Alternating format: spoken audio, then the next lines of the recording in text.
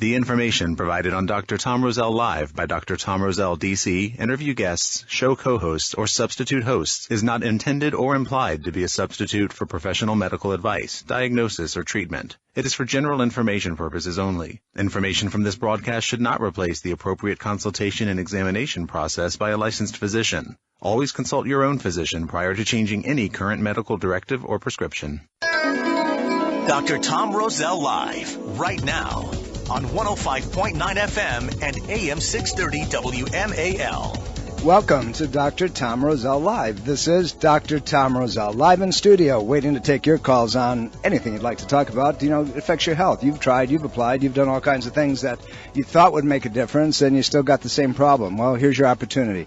Call 888-630-9625. That's 888-630-9625. Love to talk to you.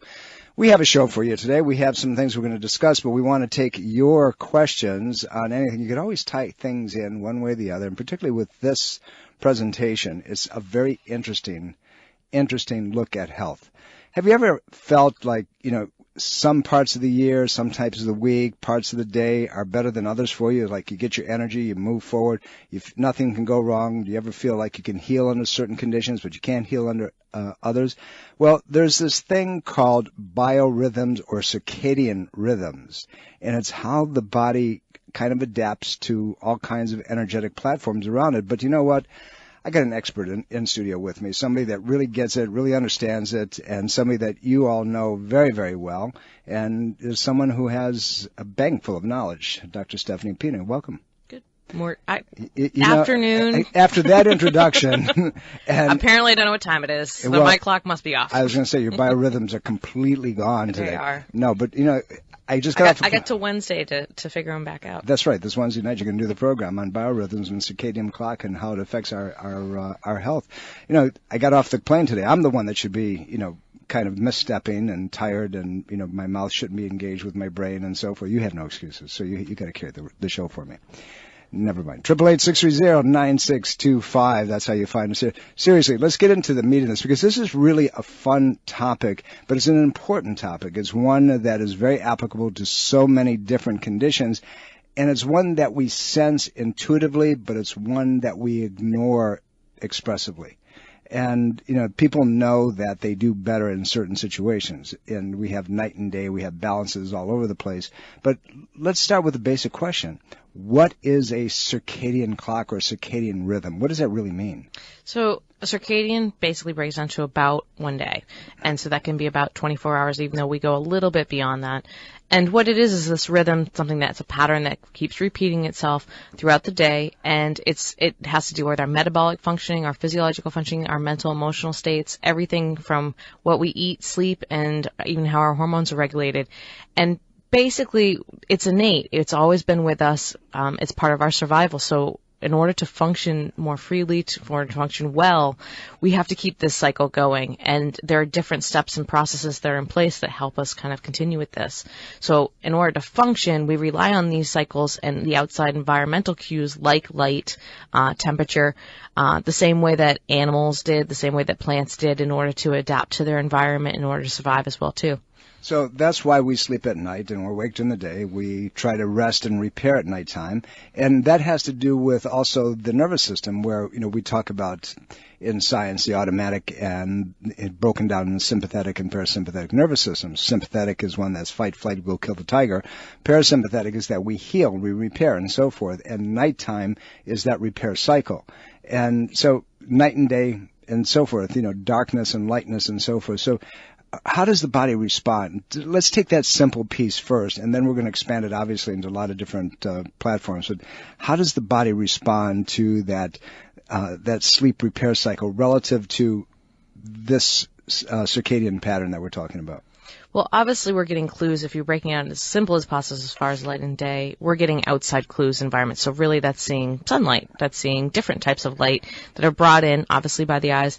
They go to what they call the SCN, this supracosmetic nucleus. It's not one you want to pronounce often. No, I like SCN a whole lot better, yes. And it's in the hypothalamus, which is that basic and initial part of the brain. And that information is taken in, and then it's sent out information to other smaller clocks throughout the body. There's over 100 physiological clocks that are kind of on these cycles, and it kind of tells us how to function. So if you look at the most basic way in saying, when do we wake up and when do we go to sleep, we notice that if we want to try to sleep in on days that we're not used to sleeping in on, there's something that innately wakes us up. We feel like we've been sleeping a lot longer, but all of a sudden we're going, it's 5 o'clock in the morning, I wanted to sleep until noon. You can't do it. Your body's going to wake you up. Why? Also because the sunlight's coming up. Perfect example of this is if anyone's ever gone camping. This is the most cool example of this is if you ever go camping, you're in the woods, you've got nothing around you except for probably the people you're with, you're cooking your own food, and the sun starts to go down. And you're just sitting around relaxing. You don't have the computers and the outside environment and work and everything. You're just in the middle of the woods. Sun goes down. Innately, you're going to end up trying to fall asleep a little bit earlier. So you're going to go to bed much earlier than you would normally if you were at home in front of a TV or even reading a book. Same thing happens when you wake up in the morning. You end up rising a lot quicker. Why? It's because your body is relying more on the outside environment to give it the signals as far as when you go to sleep and when you wake up. So people tend to be more rested, relaxed, and enjoy nature more by simply, one, being out there, but then also the fact that they don't have all these external clues that are messing up their own circadian rhythms. And you see that as far as an issue with people who do shift work, as far as jet lag. Your time zones have now changed and are different as far as when you're able to sleep and wake. So that's going to throw up your other biological changes. But you know, I've had patients over the years that have been on nighttime shift forever. They work from 11 to 7, and their body energetically has been accustomed to that. But the truth of it is that they do not adapt as well. You know, they say, well, I'm fine. No, you're not. The normal sleep cycle is at nighttime, and you don't repair as deeply and as quickly and as directly as you should if you were sleeping at nighttime and working during the day. We weren't designed to do that. Right. And my own family, my dad was a night shift worker, and now that he's retired, he's probably listening to right now. But now that he's retired, what's interesting is we'll see the same, when he would take a nap before he would go to work at 7:30, 8 o'clock at night, it still seems more natural for him to do that because his whole cycle has changed. And so he might wake up and then go to bed at 1 or 2 o'clock because that's what his cycle says is his new norm, even though it's been years since he's been on that 9 to 6 shift. Yeah, it's really interesting if you let your body do what it's supposed to do naturally, you get into why am I doing that type of thing? You know, you're out on vacation, and it usually takes me like 2-3 days before my whole body will shift and adapt to wherever it is that I'm at. And here's the thing. This is the next question. Is the circadian clock different in the southern hemisphere as it is in the northern hemisphere? Is it different in Europe than it is here? That's a good question. Gotcha. I would think it depends on where you are, because your body's going to adapt to that. Just like when you were saying, like, if you fly to Europe from here, you can adjust and it's going to take time. And if you're living there currently, your biological clock's going to adjust to their time clock. But if you're going back and forth, that's where you're going to see more issues and changes over time as well. Well, specifically, that's what jet lag is all about. Right. It's because that interruption of that electrical magnetic flow that we're trying to then reestablish our sleep-awake cycle, and sometimes we're staying awake too long, and it takes several days. There's a technique that many airline pilots years gone by developed that allows them to adapt to the different shifts in time zones and also environmental areas, South and North America. And it's called the Vivaxis technique. And it's a kind of really simple technique. They'll stand wherever they are. They'll figure out how to stand in direction of where they were born. And they breathe in and from their nose and out through the mouth very, very, very slowly, and they do quarter turns. If they're in the northern hemisphere, they're going to go clockwise. If they're in the southern hemisphere, they're going to go counterclockwise because that's the spin of the earth. So if they do that like 3, 4, 5 times, they find that they can reset that clock faster. And don't ask me where I came up with that, but that was something that I learned years and years ago, and had a couple of patients at pilots, and they said, yeah, do you know about this? It's based on physics. So I had to look it up, and they were right. So there is that. That's why I asked you the question. I know it wasn't fair. 888-630-9625. My guest in studio, Dr. Stephanie Pina. She's going to be talking to you about how the rhythms, your biological rhythms, your circadian clock, the things that make you do what you do at certain times of the day, how they can be used to optimize your health and repair. You ever think about that? You do certain things at certain times thinking that they're going to help you, but they don't.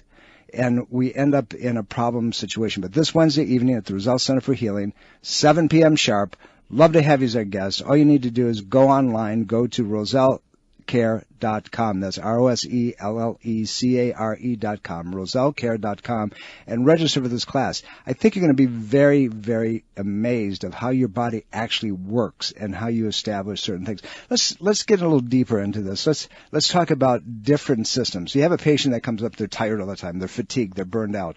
And in Western medicine or even in integrative medicine, we're going to say, well, this person has a weakened fight-flight system, their adrenal system. And we know that that has to happen at that those hormones have to be balanced at certain times of the day. How does that relate to the circadian rhythm? And is it, when you see an aberrant test, is it always, if it doesn't fit the standard, is it always bad? Yes and no. Well, when we talk a lot about this, we talk about cortisol, and when we look at cortisol levels, which we do a lot in different integrative practices, we want to look at it over a longer period of time. So we do multiple testings throughout the day. And why is that? Just because of the cycle, it's going to be higher and lower during certain times of the day. So we're expecting our body's fight-flight system and ability to wake up and function is going to be higher going into the morning, and then slowly throughout the day, and it's not a perfect curve, but slowly throughout the day it starts to decrease so that by the time our cortisol is at its least, we're starting to get ready to go to bed. And what's interesting is the way that the body has smartly done it is that there are these different feedback loops within the system that kind of bounce off of each other. When one hormone gets released to stimulate the system, the other hormone that would help it relax is usually going to be lower. So cortisol and something like melatonin that we talk a lot about for sleep are basically balancing each other. A lot of times we talk about melatonin and serotonin as well, balancing each other for different things like mood effects as well too. But we see this in multiple different cycles. The Chinese medicine clock comes up. There's an Ayurvedic clock. Like we mentioned before, plants have a system where they know exactly when to open up their leaves and when to face the sun to adjust to getting the most sunlight so they can be most productive and active. So that cortisol system that we have in the body that basically tells us to get up and go is going to fluctuate throughout the day. And when it doesn't fluctuate properly, or we start to stay up later than we need to and we go to bed later and then we feel fatigued in the morning, that whole shift starts to change where it can basically turn around or completely flatline. So now there isn't as much of a response to respond to, and the body starts to kind of go, well, there's no energy boost and there's nothing that's going to keep me up or keep me going. So here's a question. We're our rhythmic patterns of life. We're born, we live, we die. Okay? No, life's terminal. And we want to keep that centerpiece as long as we possibly can. And we know that certain things, habits, if you will, environmental exposures will disrupt that rhythm, that cycle, that start, move, done, right? So here's the question. Is that rhythm, that circadian clock that we're talking about, can it be enhanced in a way that if we support the energetic platform, we can increase that life cycle? Yes. Good question. Good answer. So here's what we're going to do. We're going to talk about that because the truth of it is that you can enhance the telomere length, and that's what we talk about in science relative to what keeps you alive. But this is a fascinating topic. We're going to get more into it. Dr. Stephanie Pina is my guest, your host this Wednesday evening. We're going to talk about the circadian cycle, or the biorhythms of your body. Don't go away. A lot more fascinating information coming up.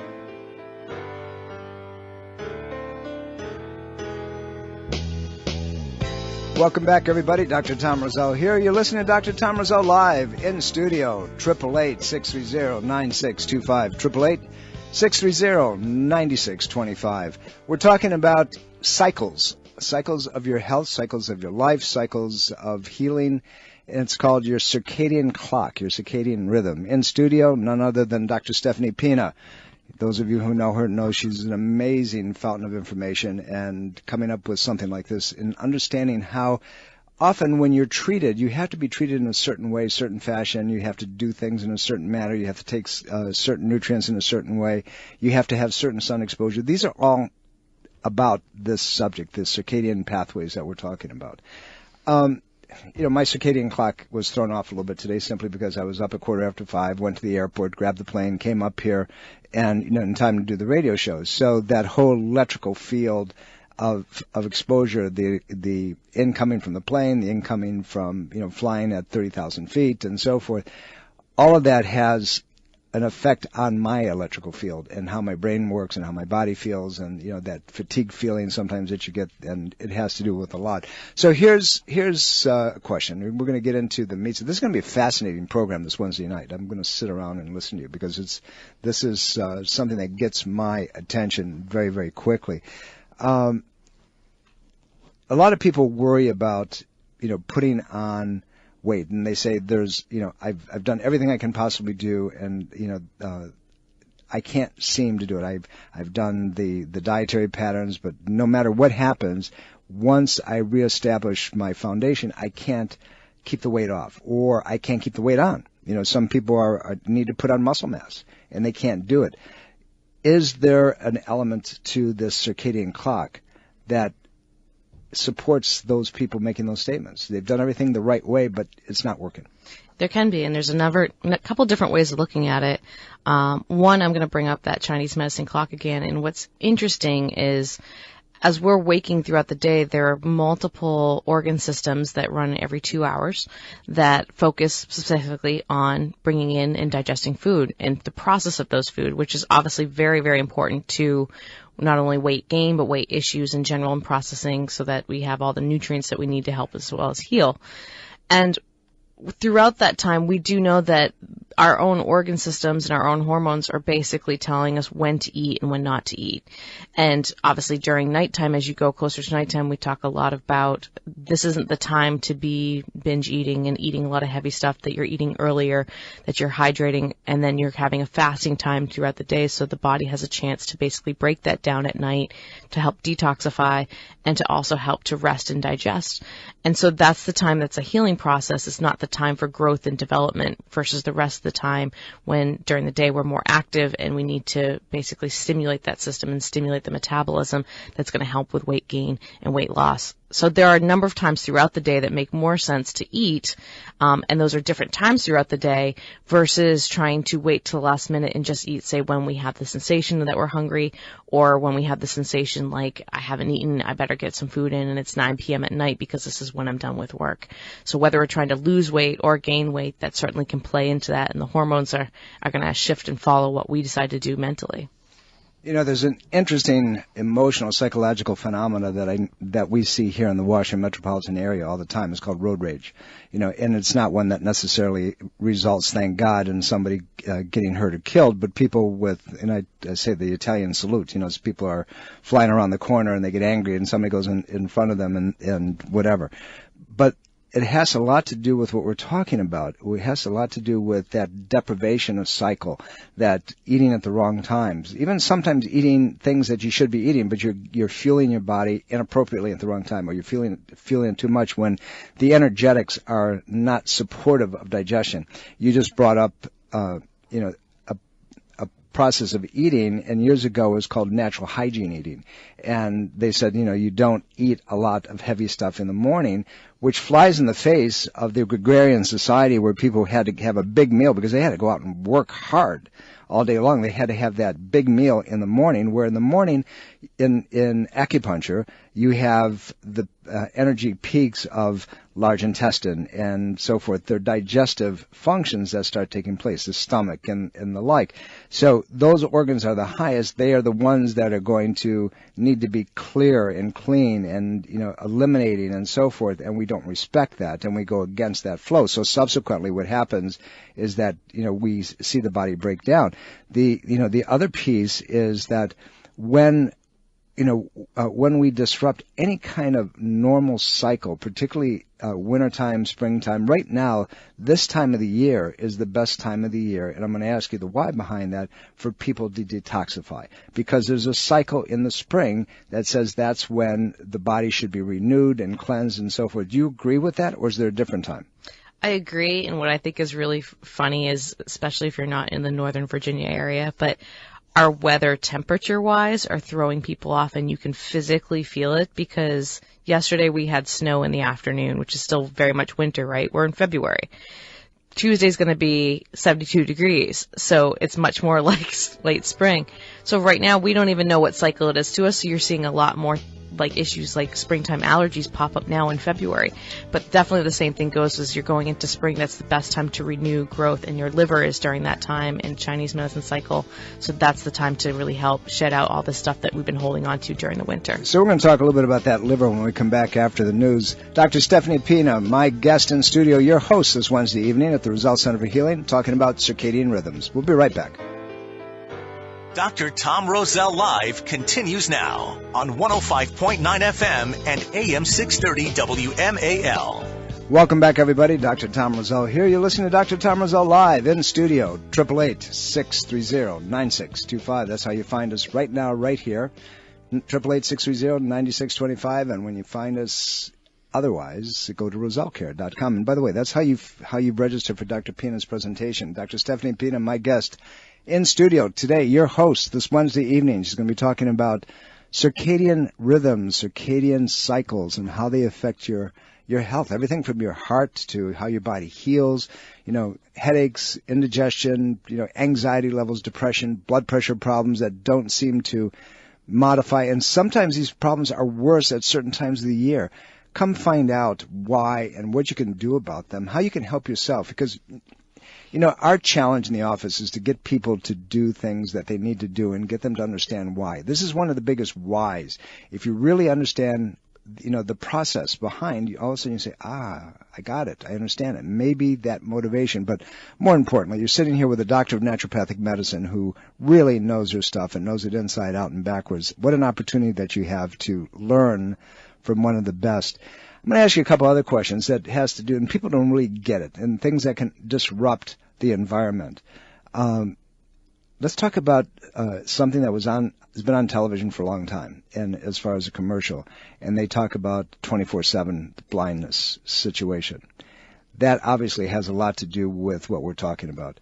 Can that be fixed, altered? Can that be supported in these patients who can't see?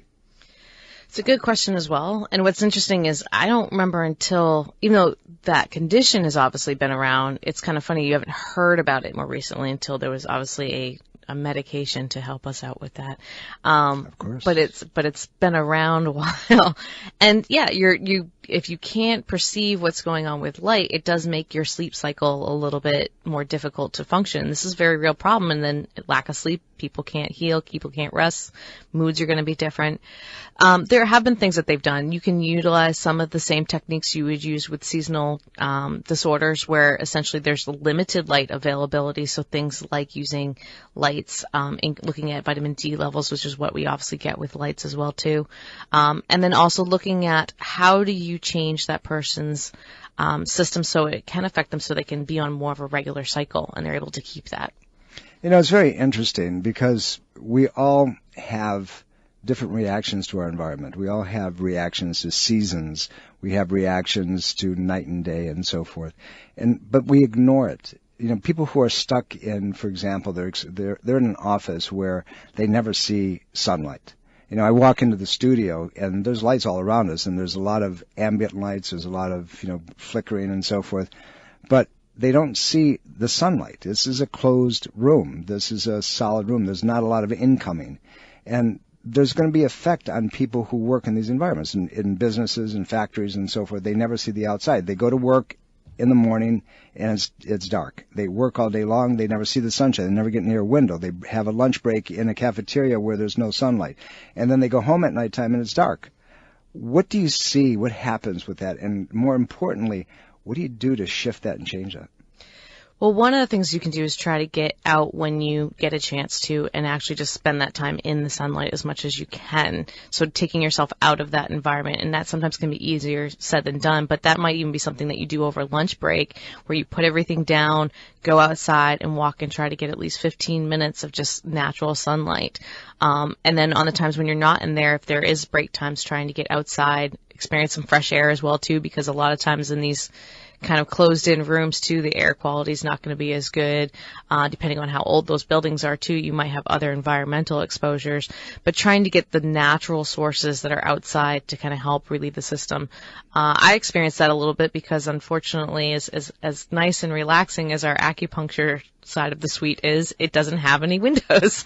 So when I go out for lunch, I feel a lot better when all of a sudden I get that sunlight. But my adrenals also I have a hard time adjusting to that sunlight right away because, one, it's been a darker environment. So a lot of the times what I try to do is stay hydrated during the day, so at least you're getting some movement within the system, and your body can help to address some of the stagnation that's happening during that time as well. Let's go to that 24/7 sleep disorder that I brought up a little bit, because these are people, the drug companies are trying to make a big deal out of it. These people say they can't sleep. Part of it is true. They can't sleep, but they also get locked up in their own life cycle too, where they start ignoring time frames and the like.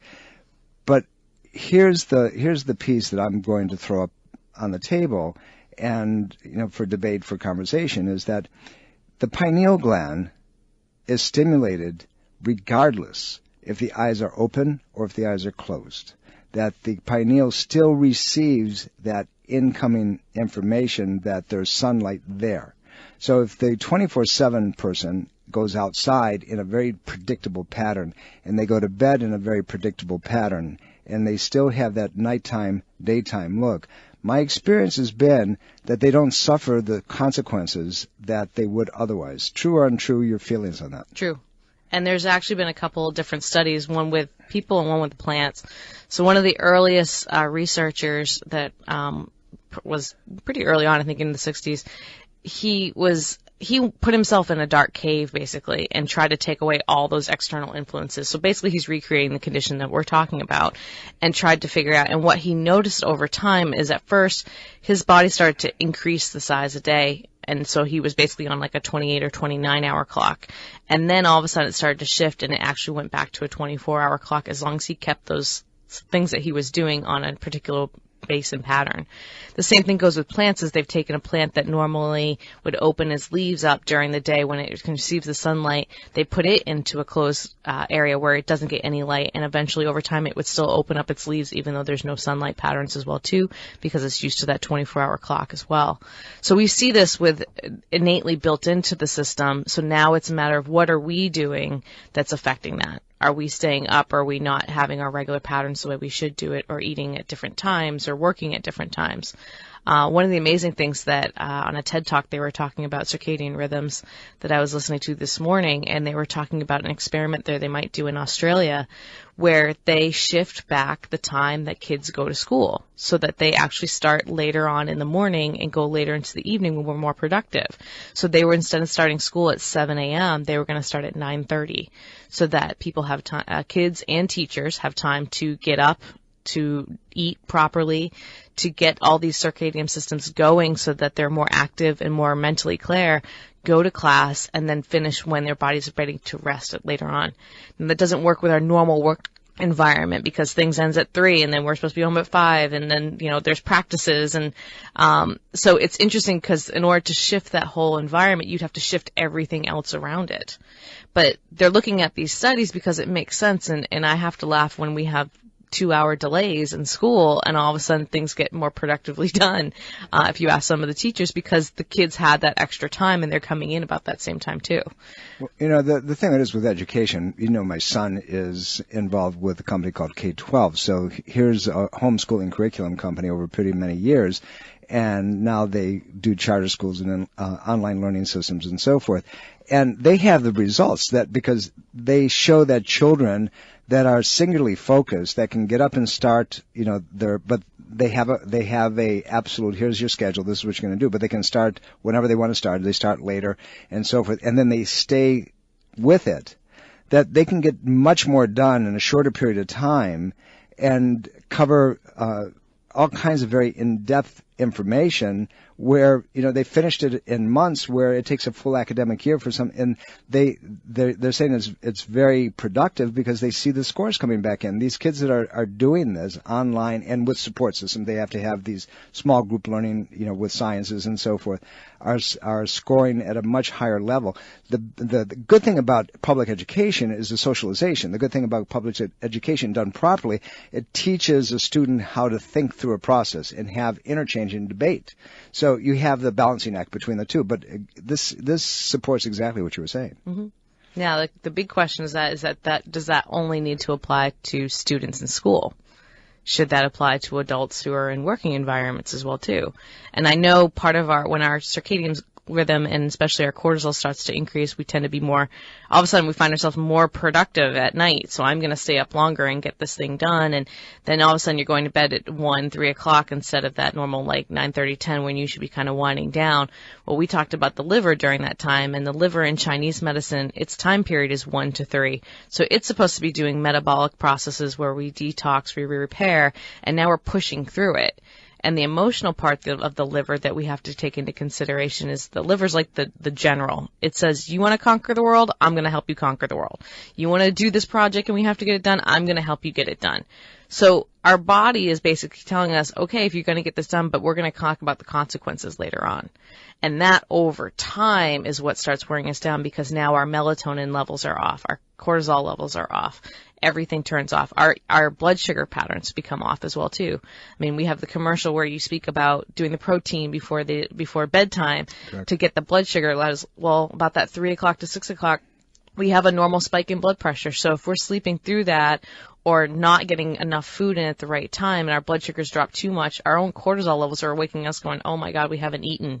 We have to wake up now. And that's can be some of the reasons why people wake up in the middle of the night going, I don't know why I can't go back to sleep, but that's the number one reason people wake up at night is because their cortisol spikes. Right. And the number one reason that it spikes is because of that drop in blood sugar. So blood sugar goes down, cortisol goes up, you're awake. The other piece is that when you go to sleep at night and you take your problems with you and you don't learn how to decompress and de-stress, that also is going to spike that cortisol at a certain point, and also getting into place. If you're holding any anger, if you're holding any irritation, you get close to that, 1 to 3 o'clock cycle where the liver is engaged, and you're waking up right in the middle of that. And sometimes it has nothing to do with food, but it has to do with that embedded anger that you're just chewing on and you're not willing to get rid of, or you don't do the things, you don't have the skill sets, to handle. You just keep dealing with it.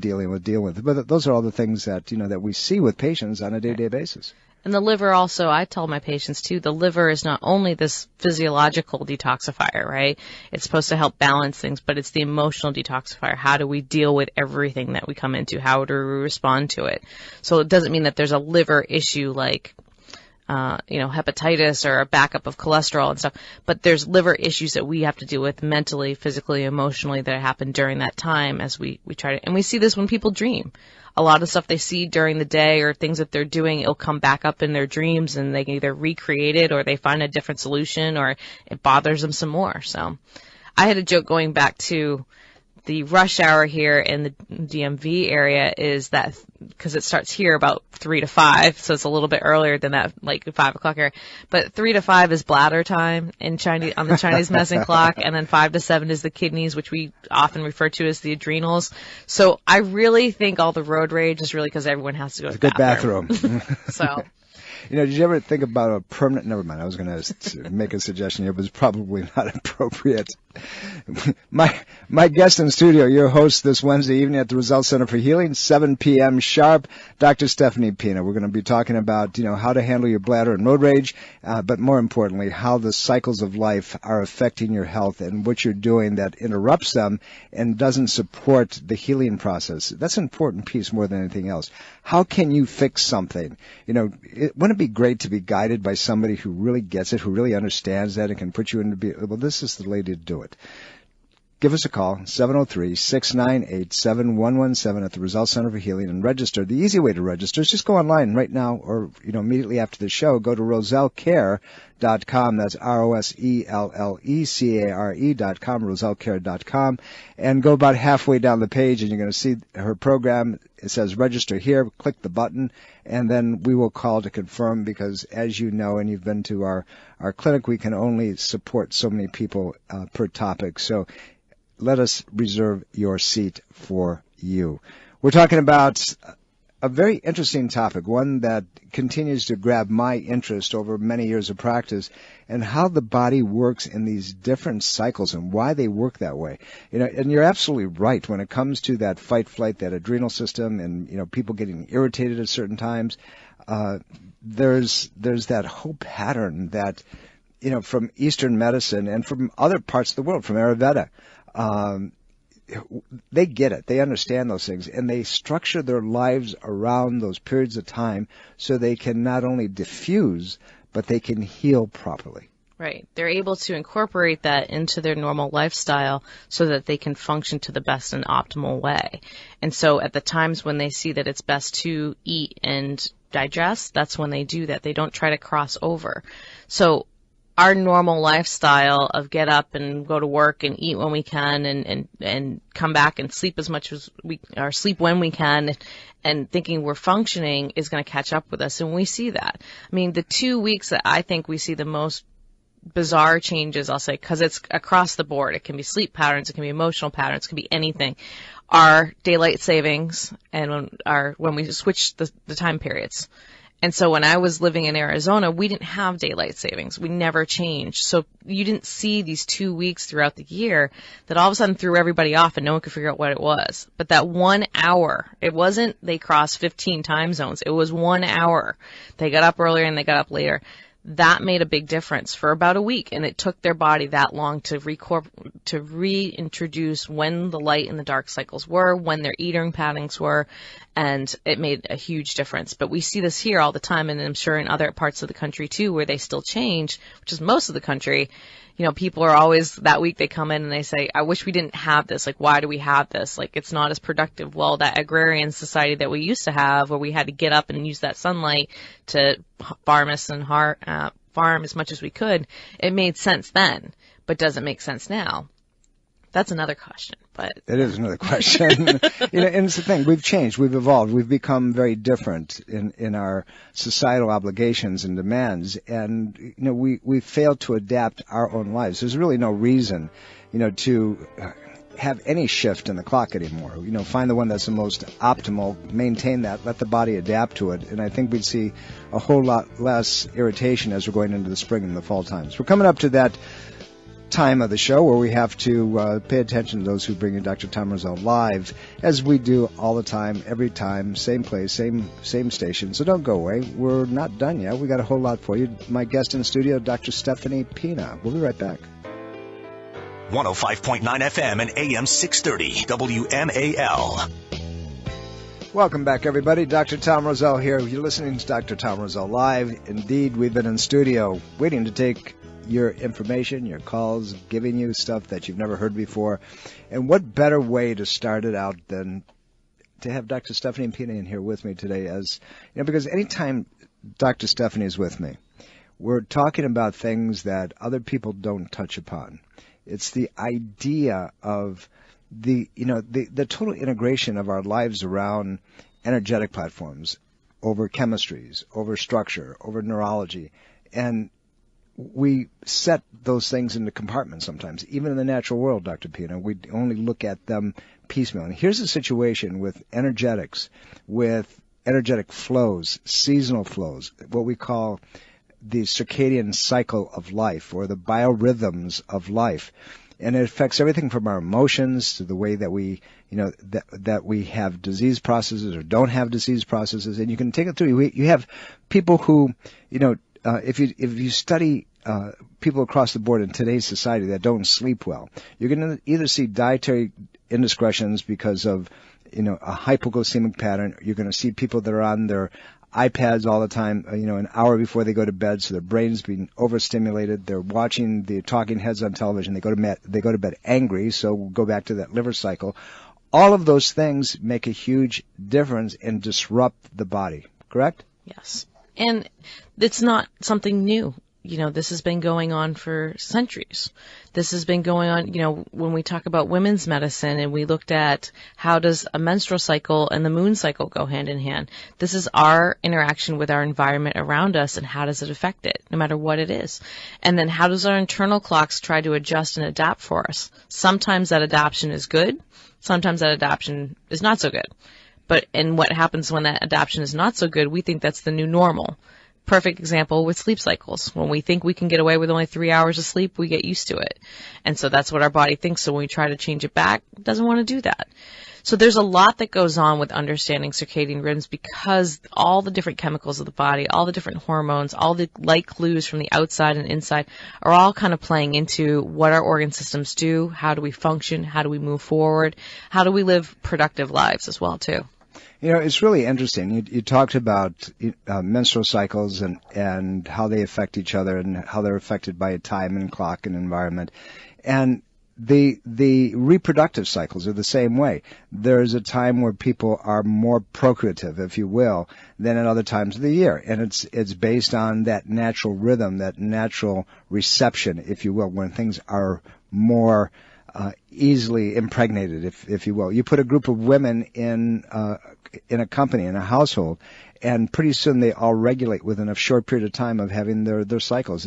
Where they were separate before, you put them together, now they're within a week of each other. It's one of the most uncanny things that I've ever seen, having been in practice for so many years, and most of my employees are female. And that's not any way a chauvinistic statement. It's an observation of fact. That's the way it happens. And guys get the same way. Their energy cycles will go up and down based on their surroundings. Those are normal biorhythms. Those are normal circadian clocks. And it's the more that we understand the energetic platforms and how everything are tied together, the more we get the idea that this is not by accident. We've got about a minute. What are you going to cover this week? Well, all that we talked about today. Great. I'm going to do that. And then some. We want to talk about how to understand the cycle, and not only just when does what hormone come up when and what the effects are on the body, but how does that affect our healing? Because really that's what if we're all coming in and we have issues, how does that affect our healing? And healing in itself has its own cycle. I mean, we see this with a small cut or bruise, but we see this with acute and chronic conditions as well too. So how do we take the most advantage out of knowing stuff about the circadian cycle, knowing our biorhythms, and how do we embrace what our body is naturally telling us to do to help our healing process and to help us on an everyday basis? It's going to be a fascinating class. It really is. It's one that you really don't want to miss. Get online, go to rosellecare.com and register today. Make it happen. You're going to have a fun night. This is a tremendously interesting topic, but it's also going to show you what you can do to take control of your own health and the things that you can make a difference. And Dr. Pina is just a world of information. She's only giving you a little bit of what we're really going to talk about this week. We're coming up to that time of the program that we have to say, well, we'll see you next week. Same time, same place. Love you all. Bye. Are you dental phobic? Do you neglect your dental health because of fear and anxiety? A beautiful smile begins with exceptional dental care, and you can trust in the expertise of Soft Touch Dental Care and Dr. Michael Chung. Soft Touch Dental Care is unlike any dentist office you'll ever experience. Their warm and welcoming environment is designed to soothe fears and anxiety the moment you arrive, and they're especially pleased to pamper their honored guest patients. Dr. Michael Chung is a professional and leading expert in all areas of comprehensive dentistry, including cosmetic, sedation, neuromuscular, TMJ, and implant dentistry. Offering state-of-the-art technology, Dr. Chung can give you the smile of your dreams. Arrange for a complimentary consultation today with Dr. Michael Chung and experience the expertise that makes Dr. Michael Chung so unique. Call 703-319-6990. That's 703-319-6990. Or visit bestinsmile.com. That's bestinsmile.com. This is Dr. Tom Roselle. After 38 years of practice and almost 1 million patient visits, the Roselle Center for Healing knows what works and knows how you can take control of your health and wellness. My team of doctors practice 21st century integrative medicine. Whether you suffer from chronic pain and fatigue, allergies or headaches, we can help. Take charge of your health before it's too late. Make an appointment today. Call 703-698-7117 or visit online at rosellecare.com. This is Dr. Tom Roselle, author of Ageless Health. Health is a do-it-yourself program. My book, now also available in audio version, is a step-by-step program of how to take control of your health and wellness without drugs or needless surgery. You have the capacity to change your health and level of well-being. Take control of your health today and order Health is a do-it-yourself program. For more information and to order, please visit agelesshealthbook.com. That's agelesshealthbook.com. Breast cancer is a major health risk to all women. It can silently grow uninterrupted for years. The Thermography Centers of Fairfax reminds all women to conduct monthly and annual breast exams. Consider a thermography scan from the Thermography Centers as an adjunct to your routine breast exams. Digital infrared thermal imaging is safe and non-invasive. For more information and to schedule an appointment, call 703-520-7591 or visit thermographycenters.com.